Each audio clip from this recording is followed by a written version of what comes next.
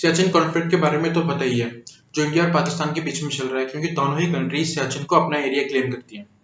क्या आप जानते हैं जो सियाचिन है वो वर्ल्ड का हाईएस्ट बैटल ग्राउंड है, यानी इससे इससे ज्यादा ऊंचाई पे दुनिया में कहीं भी सैनिक तैनात नहीं है और जहां पे वॉर हुई हो। यहाँ पे जो भारतीय सैनिक हैं वो साल के 12 महीने 365 दिन तैनात रहते हैं और हमारी सीमा की सुरक्षा करते हैं। आज हम ऐसे ही कुछ फैक्ट्स के बारे में बात करेंगे और इंडिया ने ऑपरेशन मेघदूत लॉन्च करके सियाचिन की पीक को अपने अंडर कैसे लिया था। अगर आपको इस ऑपरेशन के बारे में जानना, ऑपरेशन मेघदूत के बारे में, तो उसका लिंक आपको आई बटन में मिल जाएगा। वीडियो को लाइक, शेयर और सब्सक्राइब करना मत भूलिएगा। अगर हम बात करें जो ट्रेनिंग की, तो हमारे ट्रूप्स को वहां पे डिप्लॉय करने से पहले, यानी इंडियन आर्मी की जो ट्रूप्स हैं वहां पे डिप्लॉय करने से पहले उनकी एक स्पेशल तरह की ट्रेनिंग होती है ताकि वो उस हार्श कंडीशन में सरवाइव कर पाए। और जो ये ट्रेनिंग होती है उनकी, वो एक स्पेशल स्कूल में होती है जिसका नाम है हाई एल्टीट्यूड वॉरफेयर स्कूल।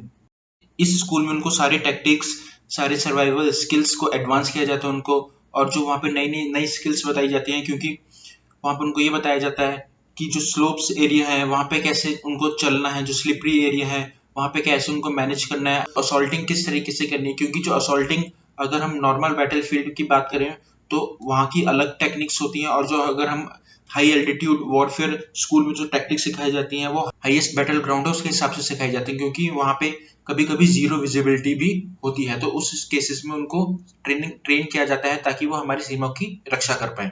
और ये जो कोर्स होता है वो कई हफ्तों का कोर्स होता है, यानी उनको अपनी वहाँ पे स्किल डेवलप करने का, अपने आप को, अपने साथ को फेलो सोल्जर्स को समझने का, इन्वायरमेंट को समझने का मौका मिले। क्लाइमेट कंडीशन का अंदाजा आप इसी बात से लगा सकते हैं कि जो वहाँ का टेम्परेचर कभी कभी -60 डिग्री सेल्सियस तक पहुंच जाता है, और जो वहाँ पे जीरो विजिबिलिटी भी होती है, यानी इंसान को अपने 100 मीटर आगे तक का नहीं दिखता। तो इसमें अपनी पोस्ट को गार्ड करना और भी ज्यादा मुश्किल हो जाता है। और वहाँ पे थंडरस्टॉर्म होना, स्नोफॉल होना और एवलांच जैसे प्रॉब्लम बहुत ज़्यादा कॉमन है। और जो वहाँ का ऑक्सीजन लेवल है वो 10% तक कम हो जाता है, यानी अगर नॉर्मल एरिया में अगर 100% है तो वहाँ पे ऑक्सीजन लेवल 90% होता है। डॉक्टर्स का यहाँ तक का ये कहना है कि अगर 5% भी ऑक्सीजन लेवल कम हो जाए तो वो बॉडी के लिए बहुत ज़्यादा हार्मफुल होता है, इंसान उसमें थकना शुरू जल्दी हो जाता है। और वहाँ पे तो 10% तक कम ऑक्सीजन अवेलेबल है, जिसकी वजह से जो वहाँ पे जो सोल्जर्स हैं हमारे, बहुत ज़्यादा उनको मेंटली और फिजिकली बहुत ज़्यादा प्रॉब्लम अकर होना शुरू हो जाती है। और वहाँ पे फ्रॉस्ट बाइट जैसी प्रॉब्लम होना, थकान होना एक बहुत ही ज़्यादा कॉमन फैक्टर है कि जो वहाँ के जो सोल्जर्स हैं उनको सरवाइव करने में काफ़ी ज़्यादा डिफिकल्टी फेस करनी पड़ती है। इतने ज़्यादा हाई एल्टीट्यूड पर रहने पर जो हमारे सोल्जर्स ही हैं उनको काफ़ी ज़्यादा प्रॉब्लम्स फेस करनी पड़ती है, मेंटली और फिजिकली दोनों, क्योंकि जो हमारी ह्यूमन बॉडी है वो इतनी ज़्यादा हाई एल्टीट्यूड पे रहने के लिए नहीं बनी है, इतने ज़्यादा हाई एल्टीट्यूड पे वो सर्वाइव नहीं कर सकती। तो कुछ जो बहुत ज़्यादा कॉमन प्रॉब्लम्स वहाँ पे देखी गई और जो कि एक लाइफ थ्रेटनिंग भी है, डेडली भी है किसी भी आदमी के लिए, जैसे कि उन प्रॉब्लम्स में से है कि थकान का होना, चक्कर आना, भूख कम लगना, वेट लॉस होना और swelling in lungs, swelling in brain, नींद की कमी होना, डिप्रेशन में चले जाना। ये सारे एक बहुत ही कॉमन जो प्रॉब्लम्स देखी गई हैं जो जितने भी सोल्जर्स हमारे सियाचिन में तैनात होते हैं, और जो कि बहुत ज़्यादा डेडली भी हो सकती हैं किसी किसी वॉर्स के सिनेरियो में। Life of soldier in Siachen glacier is very difficult. In simple words, जो वहाँ के जो सोल्जर्स हैं उनको कोई भी काम करने के लिए जो नॉर्मल समय से भी ज़्यादा समय लगता है। अगर हम बात करें, जो एक रिपोर्ट के मुताबिक जो वहाँ के जो कर्नल थे जो वहाँ पे तैनात थे, उन्होंने कहा था कि जो एक नॉर्मल जो फूड कार्टन होता है या जो मिल्क कार्टन होता है उसको नॉर्मल खोलने में भी 40 मिनट तक लग जाते हैं किसी भी सोल्जर को वहाँ पे, क्योंकि वहाँ पे वो काम भी बहुत ज़्यादा थकाने वाला लगता है कि ऑक्सीजन की कमी होने की वजह से। और वहाँ पे इतने ठंडे वेदर पे आपको पीने का पानी भी फ्रेश नहीं मिलता। जो आपको पीने का पानी मिलता है वो जो सोल्जर्स होते हैं उनको एक बकेट में या एक पैन में उनको जो बर्फ होती है उसको ही पिघला के पीना पड़ता है, जो कि जो बर्फ को पिघलने में कम से कम 3 घंटे का समय लगता है। और नहाने की बात तो आप भूल ही जाइए, क्योंकि इतने ठंडे इलाके में जो अगर आप गर्म पानी भी करते हैं नहाने के लिए तो वो बहुत ज़्यादा देर तक नहीं रहता। तो जो सोल्जर्स हैं वहाँ के वो सिर्फ अपने बॉडी को नॉर्मली वॉश करते हैं गीले कपड़े से और वहाँ पे साफ रहने की कोशिश करते हैं। और 1984 में जब इंडिया ने उस एरिया को लिया था तो वहाँ पे सैनिटाइजेशन की भी कुछ ज़्यादा अच्छी व्यवस्था नहीं थी, तो उनको खुले में जाना पड़ता था, जिससे काफ़ी ज़्यादा दिक्कत पैदा होती थी। फ्रॉस्ट बाइट होने का खतरा बहुत ज़्यादा होता था। और जो इस चीज़ को अब कम कर दिया गया है, वहाँ पे सोल्जर्स के लिए जो बायो टॉयलेट है उसका इंतजाम किया गया है। सोल्जर्स को वहाँ पे बिजी रखना भी एक बहुत बड़ा चैलेंज है, क्योंकि isolation can drive people mad. मतलब जो आइसोलेशन की वजह से, यानी दूर दराज के इलाकों में रहने की वजह से, कनेक्टिविटी ना होने की वजह से सोल्जर्स के दिमाग पे काफी ज्यादा असर पड़ता है।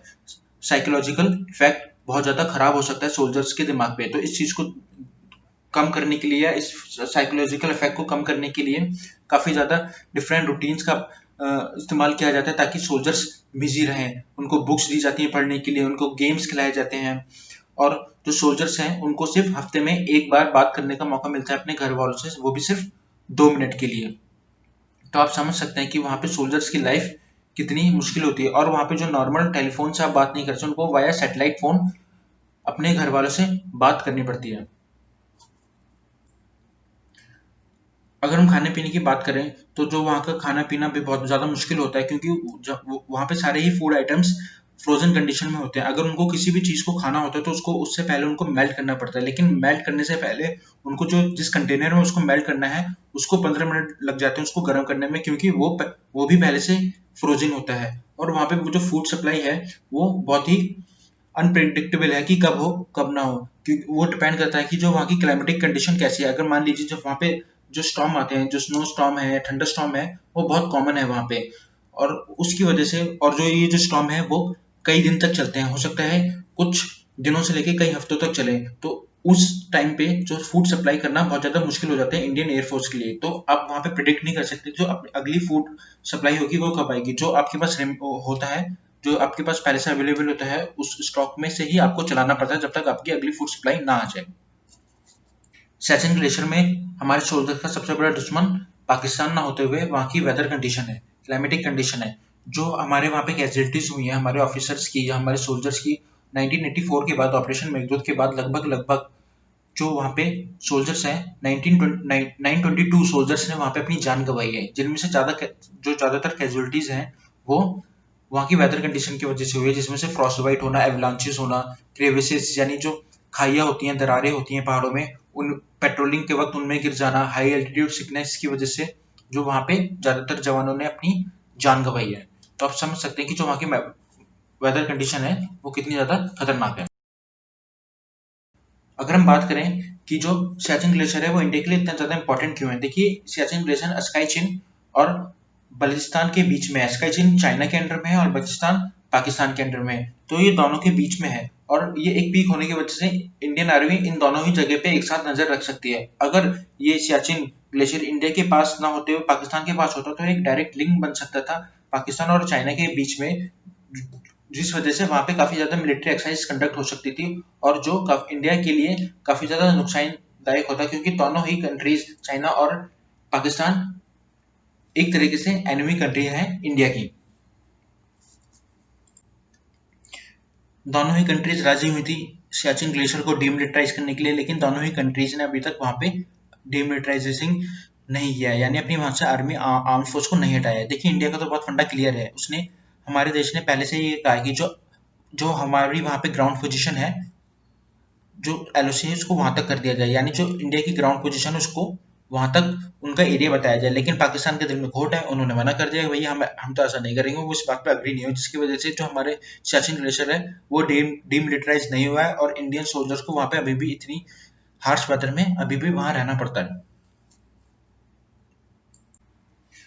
इंडिया लगभग लगभग 5 से 7 करोड़ डेली खर्चा करता है गार्ड करने के लिए सियाचिन ग्लेशियर को, और वहाँ पे अप्रोक्सीमेटली हर वक्त 3,000 सोल्जर्स हमेशा रहते हैं, ऑन ड्यूटी रहते हैं। और जो एवरी सोल्जर होता है, हर सोल्जर होता है, उसकी जो सर्विंग पीरियड होता है वो लगभग कम से कम 3 महीने का, सिर्फ 3 महीने का होता है उस हार्श वेदर में। इससे ज्यादा क्योंकि कोई भी ह्यूमन बींग सर्वाइव नहीं कर पाएगा, और इस 3 महीने में भी वो काफी ज्यादा दिक्कतों का सामना करना पड़ता है, और उसके बाद वहां से लौटने के बाद भी उसको काफी ज्यादा प्रॉब्लम्स फेस करनी पड़ती हैं, जैसे मेमोरी लॉस हो गया और स्लीपिंग डिसऑर्डर काफी ज्यादा फेस करने पड़ते हैं उसको। जय हिंद। अगर आपको ये वीडियो पसंद आया हो तो वीडियो को लाइक, शेयर, कमेंट करना ना भूलें और बेल आइकन को दबाना मत भूलें और अपने शहीदों को का सम्मान करें। शुक्रिया।